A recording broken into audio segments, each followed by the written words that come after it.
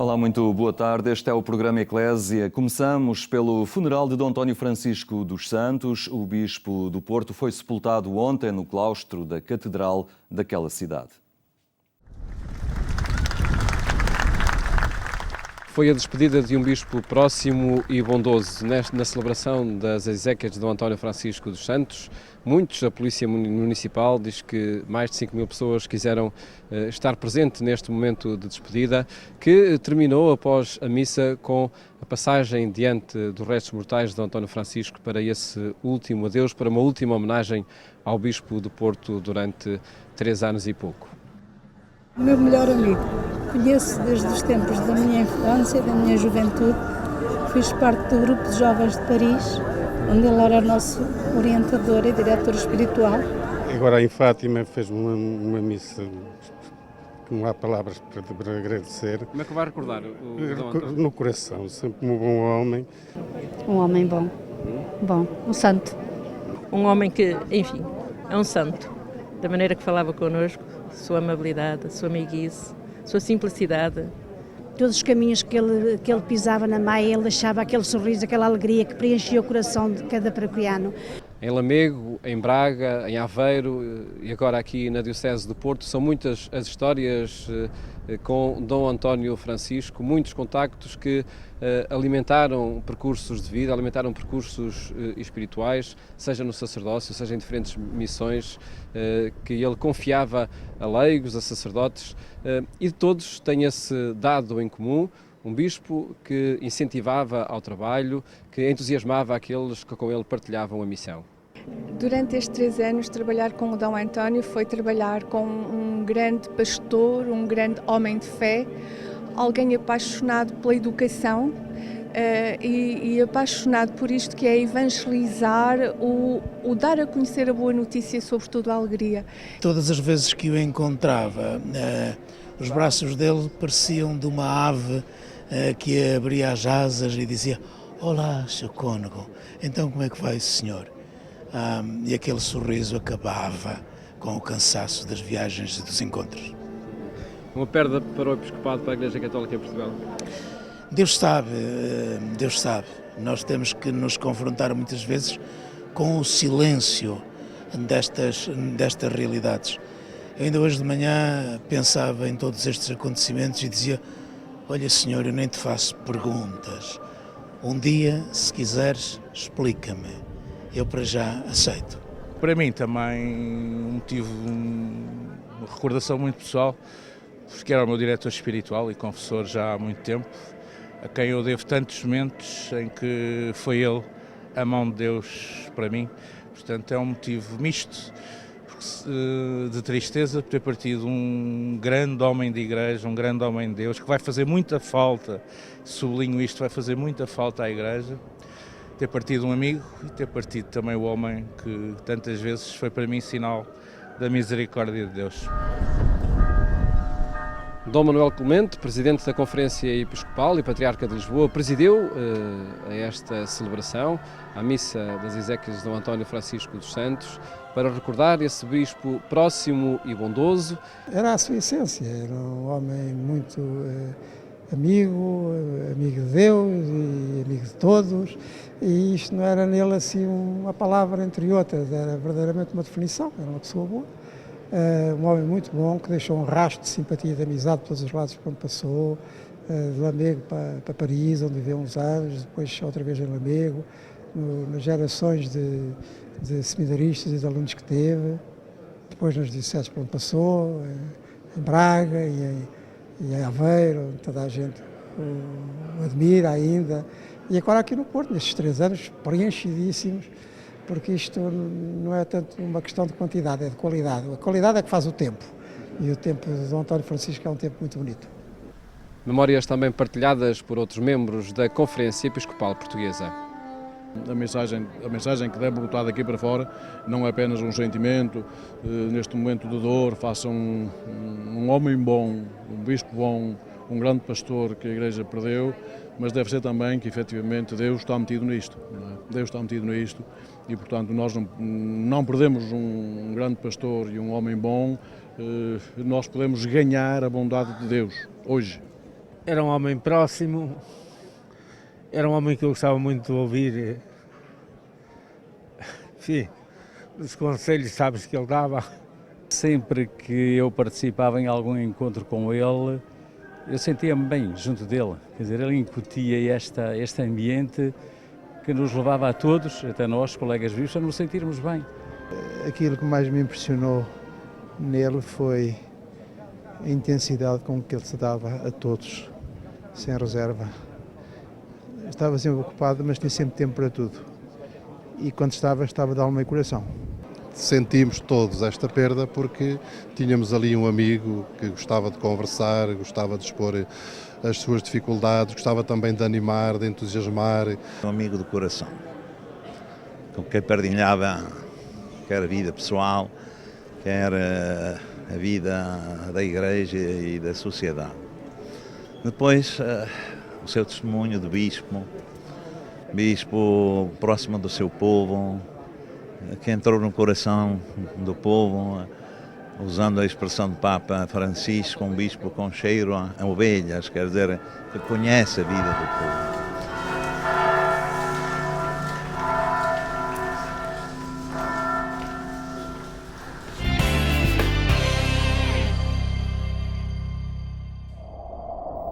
Dom António Francisco dos Santos tinha assumido recentemente a presidência da Comissão Episcopal da Pastoral Social e Mobilidade Humana, mas os últimos anos tinham sido dedicados à Comissão Episcopal da Educação Cristã e Doutrina da Fé. Está connosco Cristina Sá Carvalho, do Secretariado Nacional da Educação Cristã, que trabalhou com grande proximidade a Dom António Francisco dos Santos. Muito boa tarde, Cristina. Muito obrigado por estar no programa Eclésia.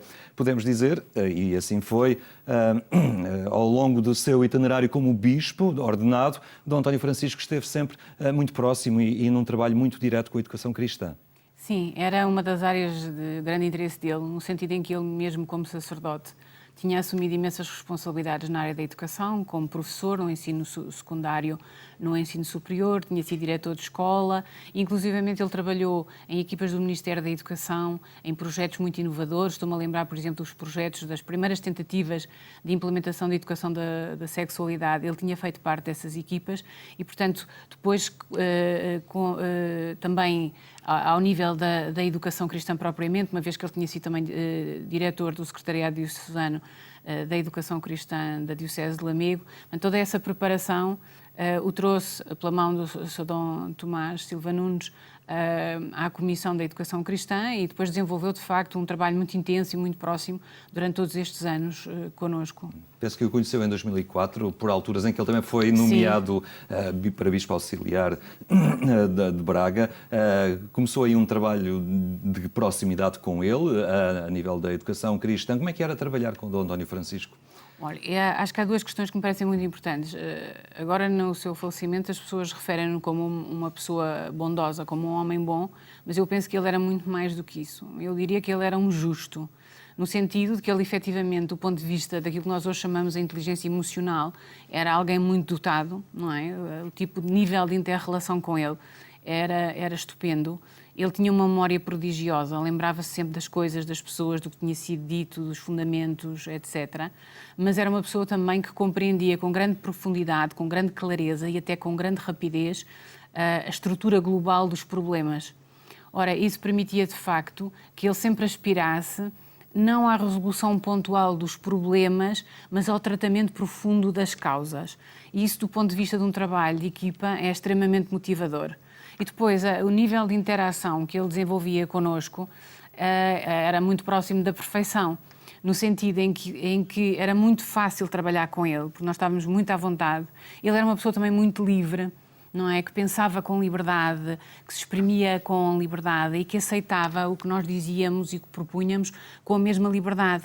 E isso tornava o trabalho muito confortável e também muito eficiente, porque quando nós às vezes propunhamos uma mudança, uma alteração, uma inovação, ele estava sempre capacitado para avançar, para compreender e para apoiar e, de certa forma, também, como o Sr. Dom Tomás Nunes, são pessoas que estavam sempre do lado da solução, nunca do lado da criação do problema. Ele acompanhou muito o Dom Tomás também na definição e no trabalho da implementação da disciplina de educação moral e religiosa católica nas escolas. Sim, a esse nível, aquilo que é hoje a disciplina e como ela existe ao nível do Ministério da Educação e disponível para todas as escolas, foi muito um trabalho feito por Sr. Dom Tomás quando era diretor do Secretariado Diocesano de Lisboa, mas certamente o Sr. Dom António foi um dos grandes, se não o seu maior apoio, e foi daí que eles de facto estabeleceram uma relação de amizade e uma relação de trabalho que depois muito facilmente e muito naturalmente se comunicou à Comissão e da Comissão ao Secretariado Nacional, à nossa equipa. Atualmente, a Comissão Episcopal de Educação Cristã está entregue a Dom António Moiteiro, Bispo de Aveiro. Ele próprio destacava o trabalho de Dom António Francisco, sublinhando o seu trabalho e a sua participação na questão dos novos manuais, nos novos instrumentos da transmissão da fé, na renovação dos catecismos. Ele teve realmente uma participação muito ativa nestas dimensões. Sim, ao nível dos catecismos, esse trabalho já tinha começado com o Sr. Dom Tomás e toda a base já estava definida, mas efetivamente os 3 catecismos, 4, 5 e 6 da infância já foram feitos com o Sr. Dom António Francisco. Agora, a questão ao nível da catequese fundamental é que foi já com ele que se desenvolveu o projeto da catequese familiar e que se desenvolveu o projeto do despertar religioso. Aliás, o projeto da catequese familiar nasce numas circunstâncias particulares com o padre Vasco Gonçalves, mas ao nível do Secretariado Nacional, o projeto do despertar religioso já tinha tido um percurso em Lisboa, e que passa depois para Aveiro, e é a partir desse trabalho de Aveiro que também se reforça muito a nossa capacidade de formação, de compreensão do fenómeno, inclusivamente do compreender porque é que as pessoas criam este género de projetos, que ele apoiou enormemente. Ao nível da MRC, foi com ele que nós fomos discutindo que já se sentia que a escola tinha mudado muito, que a sociedade tinha mudado muito, bem, ainda não tinha chegado o Papa Francisco, não é? Portanto, a Igreja também, se calhar, já estava a mudar e nós ainda não tínhamos percebido completamente. Mas que se sentia que precisávamos, pelo menos, de limar algumas arestas, e foi assim que começámos a fazer uma revisão do programa. E depois, quando estávamos mais ou menos a meio da revisão do programa, começámos a perceber que tínhamos introduzido algumas alterações estruturais que impediam que continuássemos a trabalhar com os manuais que existiam. E então, na equipa, discutimos esse trabalho e eu propus-lhes irmos a Aveiro conversar com o Sr. Dom António Francisco, e portanto era assim que as coisas aconteciam. Portanto, ao fim daquela tarde eu telefonei-lhe e disse: Sr. Dom António, diga-nos um dia em que nós podemos ir, e acho que fomos logo uma semana seguinte ou assim, e foi uma reunião relativamente breve e muito fácil, em que dissemos, sobretudo ao nível do primeiro ciclo e do ensino secundário, era por quase preciso refundar aquilo que estávamos a fazer. E, portanto, ele também tinha muita informação, que aliás tinha discutido amplamente comigo antes de começarmos este trabalho, daquilo que as pessoas pensavam sobre os conteúdos, sobre os objetivos, sobre a proposta do Ministério da Educação em termos das metas, etc. E, portanto, se resolveu ali e combinámos depois, passado uns dias em Lisboa, o calendário da redação dos manuais, que foram, para os 19 foram 2 anos e saíram todos ao mesmo tempo. E era isso que nós tínhamos combinado com ele. E, de alguma forma, agora, de facto, o nosso presidente é o Sr. Dom António Moiteiro, mas depois do Sr. Dom António ter permanecido na Comissão, mas já não ser o presidente, nós continuámos a trabalhar muito na sua linha, não só relativamente aos seus objetivos para a sociedade e para a Igreja, mas na sua maneira de trabalhar. Porque, efetivamente, eu penso, e acho que era isso que ele também nos ensinava, que uma estrutura da Igreja, para trabalhar bem em função da sociedade e da própria Igreja, tem de trabalhar de uma maneira cristã. Portanto, tanto do ponto de vista do trabalho que é feito, da elucidação acerca dos problemas e das necessidades concretas das pessoas, da sua estruturação intelectual, que tem que ser cuidadosa e ponderada e, como eu disse há pouco, livre, como depois nos procedimentos que adotamos. Que, aliás, era uma questão que nós discutíamos muito, porque às vezes era preciso ultrapassar problemas, como precisávamos de uma pessoa para fazer uma formação. Estou uma vez a lembrar-me que num encontro nacional de catequese precisávamos de um determinado orador, era no Funchal, portanto implicava uma viagem um bocadinho mais complexa, etc. E o orador tinha combinado uma viagem com a família, e nós acabámos por convidar a família também a ir até ao Funchal, e lembro-me dele ter-me dito: bem, isto vai resultar lindamente, porque esta é a maneira cristã de trabalhar. não é? Que nós convidamos as pessoas para aquilo que elas valem intelectualmente e humanamente, mas também procedemos para com elas de acordo com aquilo que elas são e aquilo que elas precisam. E, portanto, era um trabalho de grande, como eu digo, de grande liberdade, de grande franqueza, de grande eficiência, porque os obstáculos se ultrapassavam muito facilmente e, portanto, foi uma experiência que me marcou profundissimamente e acho que marcou muito como pessoa e como profissional. Era fácil trabalhar com ele no sentido em que alguém que já trazia as ideias preparadas ou quase acabadas para as reuniões, ou pelo contrário, alguém que dava muita liberdade às equipas de trabalho para avançarem, para irem maturando também os projetos? Isto recordo no caso da catequese familiar, como é que foi estruturar toda esta novidade também em termos de catequese com ele? Bem, a questão é que ele conseguia realmente, excepcionalmente, porque isso é muito raro, combinar as duas dimensões. Ou seja, quando havia uma determinada situação para trabalhar ou um projeto para desenvolver, ele, quando chegava, conhecia e sabia.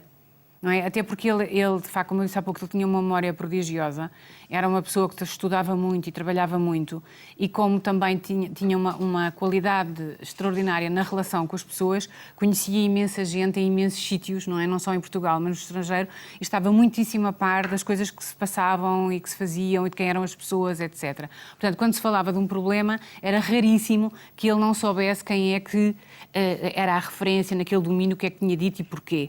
Portanto, ele tinha as coisas pensadas e sabia pensá-las, não é? Mas, do ponto de vista da construção do trabalho, depois, apesar de tudo isso, era sempre feito um trabalho conjunto de diálogo. E claro, da maneira como ele lidava connosco, eu, por exemplo, sentia muita liberdade para me assumir como aquilo que eu sou, quer dizer, como mulher, como mãe de família, como leiga, como psicóloga, como professora. Portanto, porque sentíamos sempre que era aquilo que cada um trazia, era o complemento para aquele todo, que, como diz o Papa, é sempre mais do que as partes. Portanto, nesse aspecto funcionava lindamente. No caso da catequese familiar, ele já conhecia o Padre Vasco, ele já conhecia o projeto de investigação do Padre Vasco, já conhecia a forma como eu trabalhava e como nós trabalhávamos no secretariado. Portanto, aquilo fluiu de uma maneira perfeitamente natural.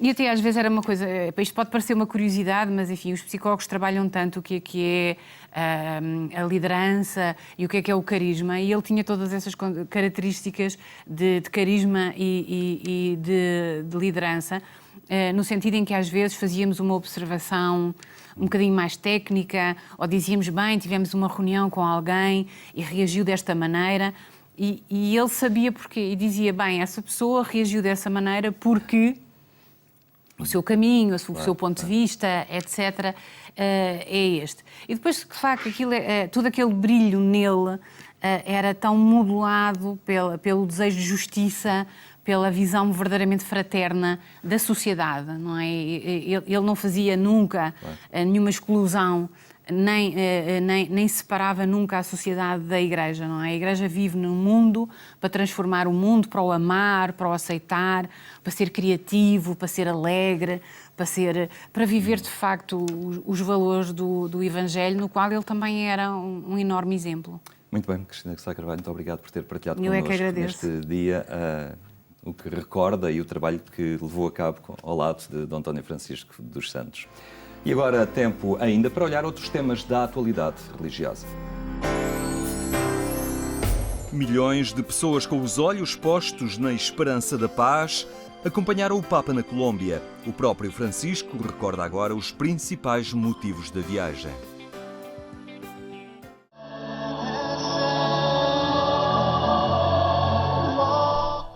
Cinco dias na Colômbia, acompanhados por milhões de pessoas, para propor uma revolução do Evangelho que ajuda a promover a paz e o perdão após 52 anos de guerra.